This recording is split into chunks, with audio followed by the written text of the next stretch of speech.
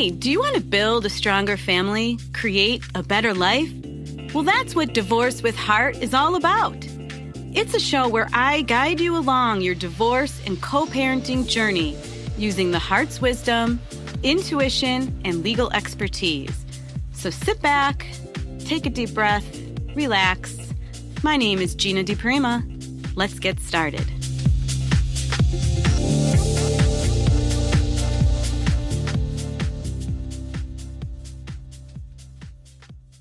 Hey everybody, how's it going? Today is episode 29 and it's going to be a little different this time than what we've been doing. I've been coming at you live. Now it's going to be a little shorter and we're not taking calls anymore, so we're not live, but I hope that's all right with you. We'll see how it goes. Today we're going to be talking all about this crazy energy that's been going on lately. It's just this thing in the air, we'll call it, this thing that I'm sensing everywhere. I feel it in my practice. I feel it in my daily life. I know that you're probably feeling it too. My clients are feeling it. And it's like, oh, what is it? Why is it here? What are we doing with it? And, what can we do about it? And I think by the end of this little show, my theory on it is underneath all of this is this layer of fear. And I think by the end of this show and our discussion here, I think you might agree with me. So let's jump in. I'm talking about this energy of fear and going from being fearful to fearless when you are in the moment of this heartbreak, when you are in the moment or in the throes of your divorce and your custody battle. And it's like I'm kind of the surveyor of the land right now, or the energy that's going on. And again, it just feels crazy. There's a lot of hostility in the air, angst, hurt, sadness. But yet it's this strange thing too, because I feel like people are being real quiet. If you're a member, for example, of the Facebook group Divorce with Heart, everybody's been real quiet. And I've noticed that similar trend in other divorce groups. Everybody's quiet. So what I take from that is it's like right now times are tough. I know they're tough. Like I said, I'm feeling it. You're feeling it. I'm seeing it. I'm seeing it in my practice. But people aren't talking as much about it. They're not as vocal. They're not maybe reaching out for help or support as much as maybe what was going on just recently over the summer or even last spring. So it's like, why is that? And, I want to also mention here too, when I'm saying too that I'm feeling it in the way that things are right now, and even in my legal practice, it's like this feeling of overwhelm, of not being able to even catch up or get things done. And it's not because, the number of divorces has increased necessarily. And it's not because the number of people who are deciding to break up or, are having custody and co-parenting challenges is not because they've increased in number. What I'm talking about here is the size of the issue, the size of the problem. That's what's increased. It's like the size of the anger and the size of the hurt that people are carrying and the size of the anxieties that people are carrying. That's what's increased. That's what's really taking a toll. And as a result, it's like everybody wants more, wants things done quicker, right? And is suffering. It's suffering because the hurts are so big. And because I'm feeling like people are not necessarily reaching out lately in the way that they were maybe before, there's a lot of this suffering alone going on. I feel like people are more stuck in their heads. Maybe you can identify with that. Maybe you are feeling more stuck in your head, stuck in your own heart, stuck in your own pain and how you were let down and how things aren't going your way. And it's just eating you up inside. And what happens is that, at least what I'm seeing, is that kind of pain and anger, especially if you're just feeling it more alone, it leads to more impulsive actions, right? And it leads to more irrational choices. And what happens when you have more impulsive actions and irrational choices? Well, in the world that I'm in and that we're talking about, the world of divorce, the world of co-parenting, the world of, custody, what happens when you act from that place is more problems, right? More drama, more fights, more trouble, more disagreements, more disharmony instead of peace and harmony. And it's like that's just heightened right now. It's like the degree of that has been raised tenfold. So I don't know if this resonates with you. Let me know for sure. However you're listening to it, give it a star, give it a rating. Let me know. Send me a message on Facebook if you're in the Facebook group, because I really want to know. I can't imagine that this is only something that's happening in my little neck of the woods. I really think it's universal. And again, I don't know why. I don't know why it's happening right now, why it feels so heavy and difficult for all of us right now in dealing with relationships and heartache. Maybe it's the season. Maybe it's the season, the shorter days. We wake up over here in the Northeast and we go to work and it's dark out. We get out of work and it's dark out. Maybe that's part of it. I don't know. Maybe it's in the stars.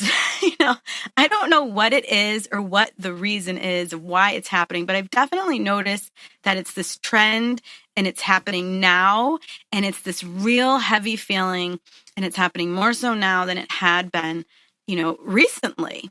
And what I kind of alluded to here is that I really think, and underneath all of it, underneath all of that fighting and arguing and anger and the deep feelings of despair, I really believe that underneath all of that, what's driving that is the energy of fear. It's the energy of fear, okay? And, I think one of the first things that we need to do is just press pause, right? Like just press pause on our lives for a minute. If you find yourself where you're feeling like everything is just spinning out of control, everything around you is just, all kind of falling apart. Maybe you're feeling like nothing's going your way. Maybe you're feeling like you can't even make it through the day and you just want this over, right? Like you just want to be divorced like yesterday. You just want that custody agreement like yesterday. You're sick of talking to your lawyer. You're sick of talking about the same problems. You're sick of going around and around in a circle. First thing to do is just press pause. Just pause it all out, stop. Because I don't think we do that enough. Just stop, take a breath, take a breather, and just stop. And, try to explore what is really going on. What is really going on here? Why am I really feeling this way? What's going on? And I think if you do that, you will find what I'm suggesting to you, that somewhere underneath all of that extra energy is a feeling of being afraid. It's a feeling, okay? And, it might look like this. It might look like this for you. Maybe you got into this and you were just wanting to have a say in your kids' lives, for example. You just wanted to secure your parental rights. You wanted to maybe come forward, stand up and say, you know what? I'm the father or I'm the mother and I'm just as important in my children's lives as the other parent, and I want to get an order to that effect. I want to get some kind of order of joint custody, a nice access schedule. Maybe I want 50-50. I just want to be recognized as a parent. And that's how you started, and that's how you got into this, right? And then maybe, though, if this is you, because this happens a lot, you go on forward, you go through your days, you're talking to your lawyer, you're negotiating things, and you get to kind of like the proverbial finish line where you're going to have a day of trial because you can't reach an agreement, right? But what's on the table is exactly what you wanted to begin with. What's on the table, and what I mean is like a proposed agreement, might be exactly what you want. It's something that allows you to be recognized as a parent, something that affords you joint custody, something that affords you a great access schedule, holidays, recognizes you in all the ways that you wanted when you first started the action. But you're not signing. You don't want to sign. And you don't want to sign because you're feeling like something's missing, right? But what's missing? What's really missing? What's holding you back? And if you think about it, in my little example I'm giving you here, it's like I'm outlining for you, you start a process wanting some things, the big things, and then you get to that finish line and you're actually set yourself up in a position where you're just about ready to receive all those big things, but yet you won't sign because something else is creeping in, another issue, another concern, another side thing, a side issue. We'll just call it that, right? Like, for example, maybe we're talking about your kids are 3 years old. Now you got everything you wanted. It's all on the table for you, but you don't want to agree to it. Why? Because you can't get the other parent to agree on the school district that you want your kids to go to. Okay, now I get it. School district's a huge issue. But again, in my example, I'm talking about 3-year-olds. You don't start school in most places, definitely here in New York, you don't start until you're 5. So we're talking you got 2 years to go until this is even a question. And a lot can happen in 2 years. A lot can happen in 24 hours if you get right down to it.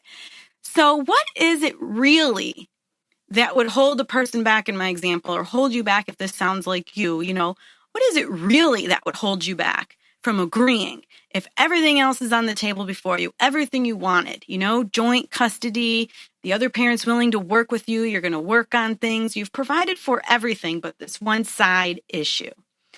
And I hate to use the word minor or major, that kind of thing. It's not a minor issue, but again, it's not the biggest issue. It's not the most important. It's not the most relevant for the time, but yet it's something that would hold you back. Well, I'm going to suggest, again, it's not the issue at all that's holding you back, all right? And this is what I mean by stopping and pausing and taking a breath, because it's not the issue.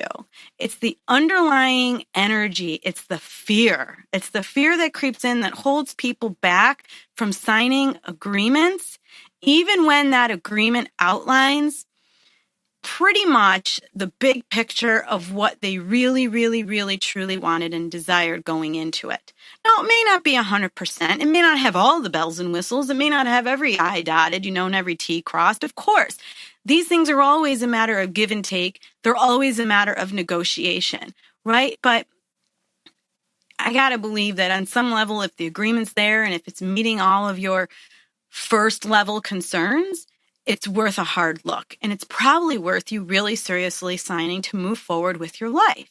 But what holds people back is this fear.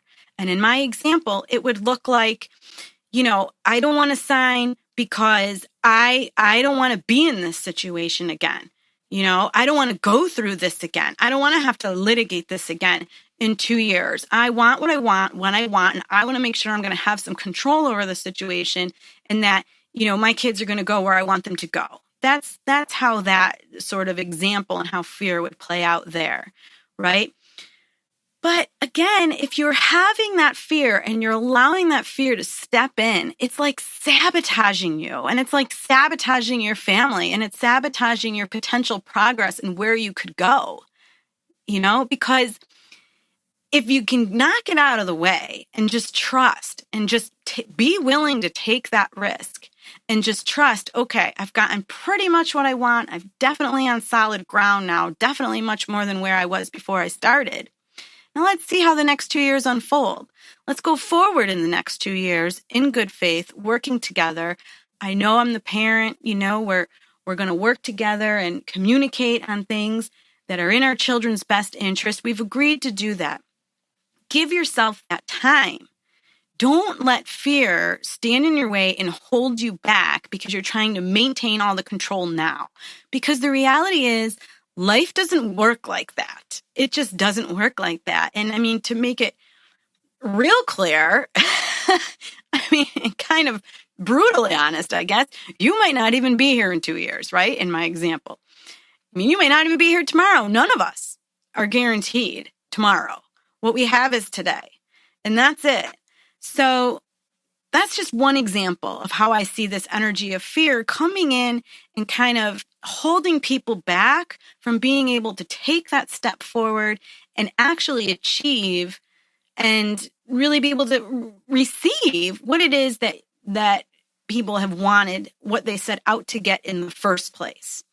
You know, another example. Wait, let me back up. Another reason here, before I get into my second example, for that fear to creep in. Like I said, nobody wants to find themselves in the same spot again. Nobody wants to deal with the idea or the possibility like, oh, I got to pay a lawyer again. I got to go through all this fighting. I got to, battle over every little issue. Of course not. But if you're thinking in that way, you're thinking again along the lines of worst case scenario, right?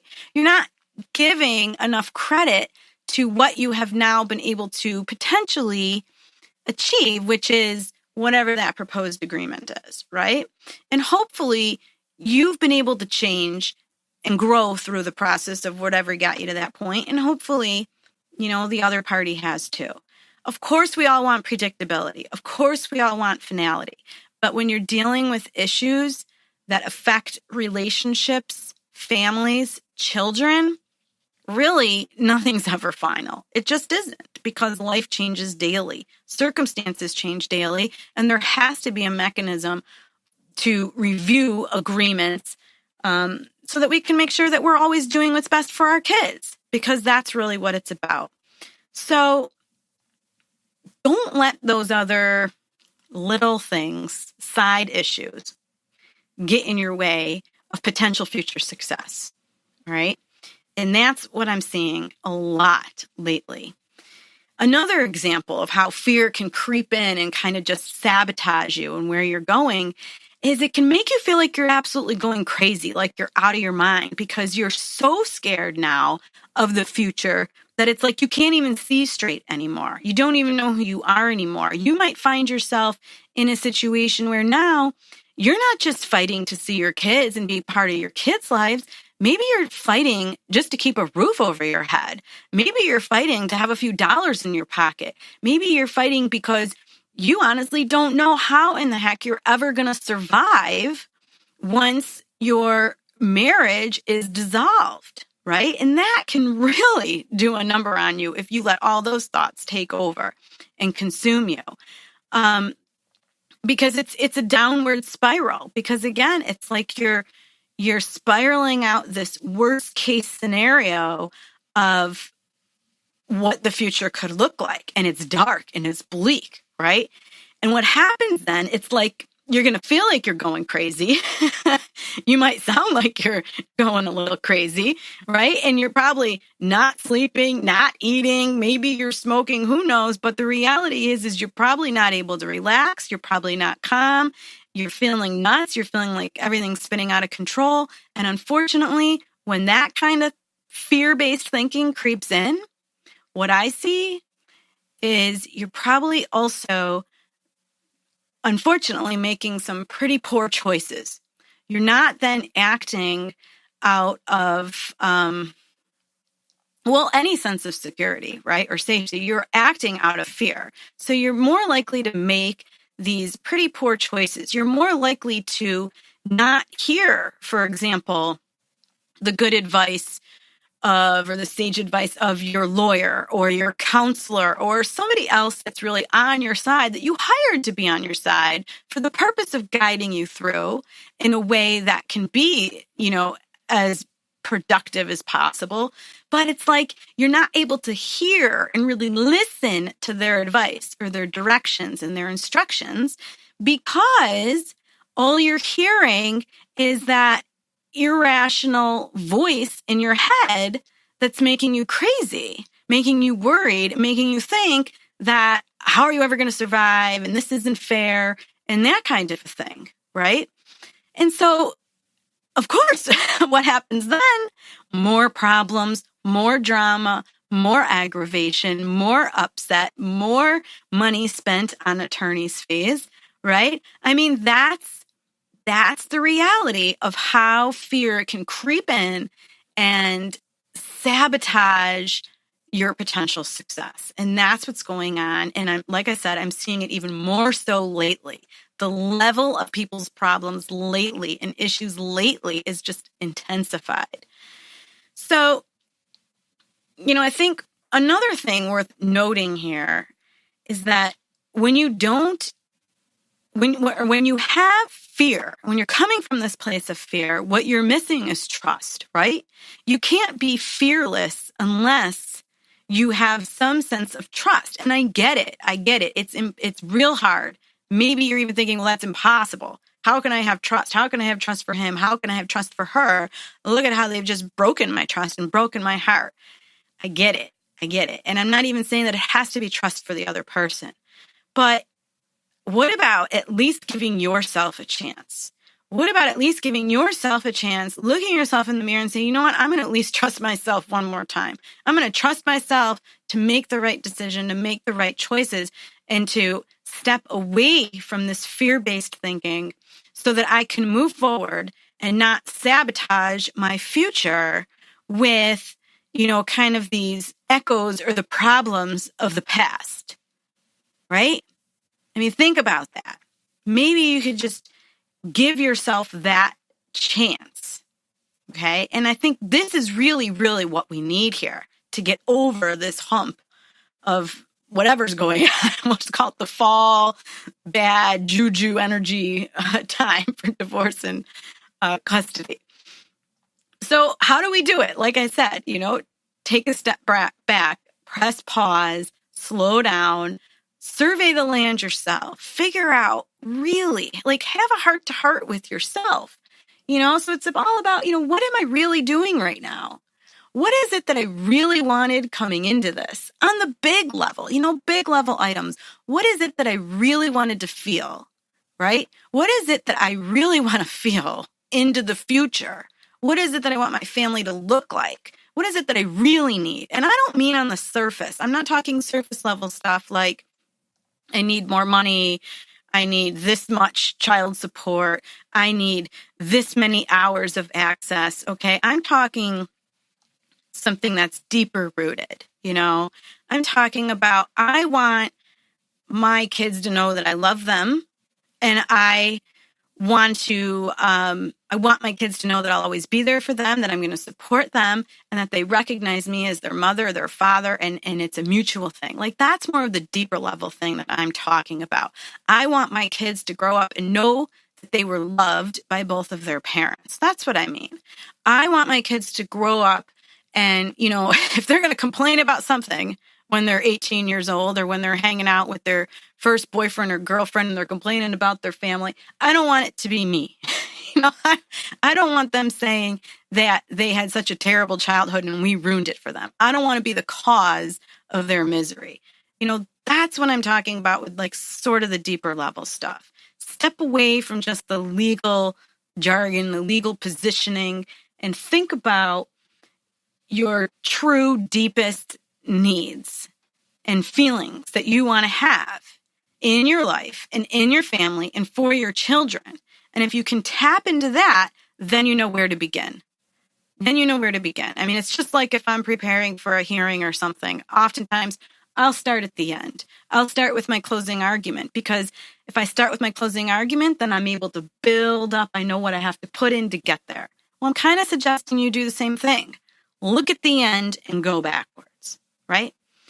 Figure out what it is that you really, truly need at your deepest, heart's level, your soul's desires.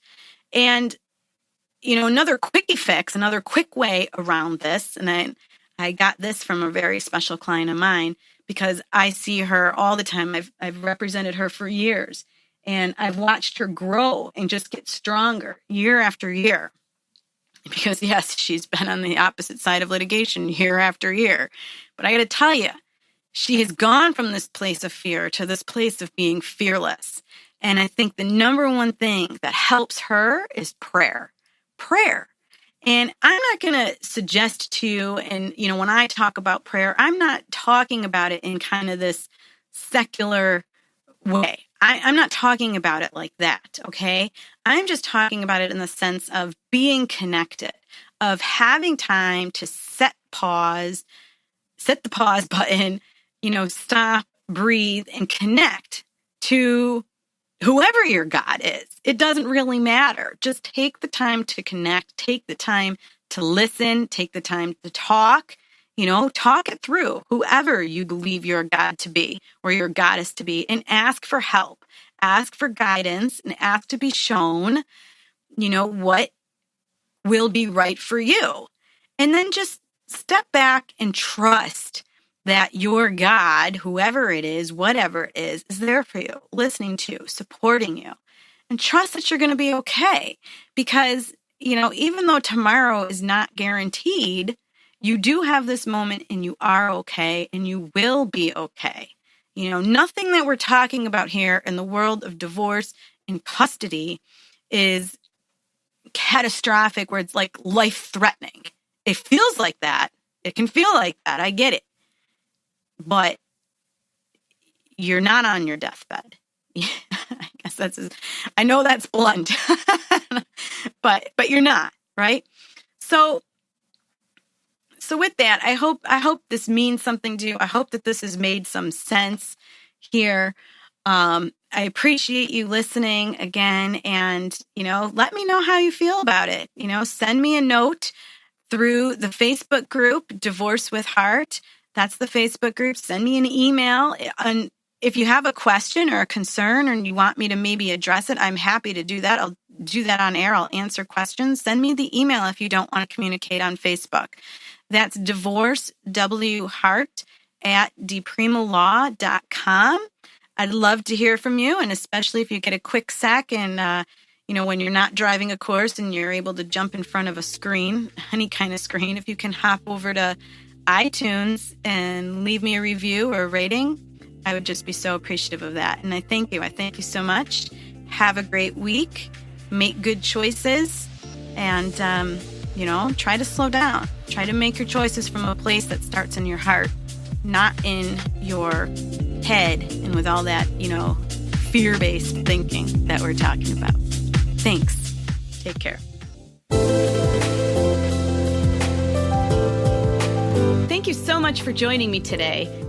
Come back next week and be sure to visit my website at dpremalaw.com to book a call, or let's connect on Facebook at dpremalaw, where you can join my group for more support. Please remember that the information shared is for general and entertainment purposes only, and that by calling in or messaging me, we are not creating an attorney-client relationship, and my advice is not intended to be legal advice. For specific legal advice, please contact a lawyer in your jurisdiction. This show is brought to you by inflowradio.com, the best curated talk radio network for personal development, wellness, spirituality, and conscious business.